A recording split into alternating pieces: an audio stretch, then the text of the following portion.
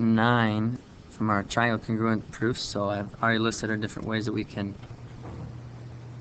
prove our triangles congruent. We're looking for sets of corresponding congruent parts, whether it be 3 sets of sides, a couple sides in their included angle, SAS, a few different reasons there we can prove that triangles are congruent. So let's just start with what they give me. The triangles, or the couple segments, are parallel, so I can do AD and CB. Alright, last time we did this, I think we noticed it was a similar picture, number 7, if you've already watched that one.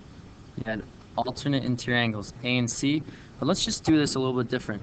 You may notice that D and angle B are also alternate interior angles. So last time I used the vertical angles, which is okay. We could prove that too.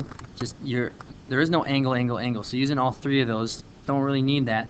But this will go a little bit quicker if I use the alternate interior angle theorem to justify both angle D being congruent to angle B, which you don't have to use 3 letters to name it, like ADM and angle CM or CBM, because there's only one angle D. I'll know which one you're talking about. Same with angle A and C. There's only one angle A, only one angle C. There's 4 angle M's. So if you did vertical angles, you gotta be careful how you name those. But here, this will give us a couple angles. So got a couple angles here. That's all I really need. 3 angles doesn't really do me much more, doesn't do me anywhere good. So I'm gonna maybe trace a picture or trace one of these triangles. Got an A there, I have an A there, I just need at least one side. Well, they do give me something else. They give me that M is the midpoint of AC.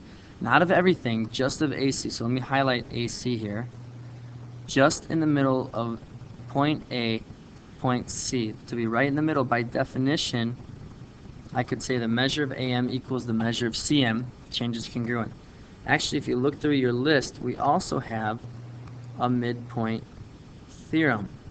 And the reason I'm going to use to choose the midpoint theorem is because that says they're congruent. And to use my different reasons to prove the triangle is congruent, I need sets of corresponding congruent parts. So it just saved me a step. If you use the definition, fine.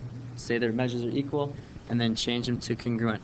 So what I'm going to do right now is state segment AM congruent to segment MC, but be careful how you name it. What point does A correspond with?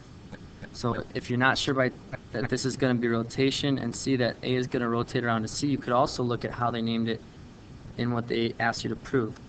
C corresponds with A. So if I put A first, C has to be first. Do the same thing with M. It looks like M is going to correspond with itself, so you could just say CM. So you have those 2 segments congruent. That looks like that's the only set of segments that you need. If I label that in my picture, that might help to see if it's angle side angle, because there's a couple of them with 2 angles.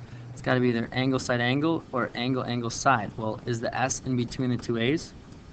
And because we labeled it as we went, it makes it very clear to see that it's not.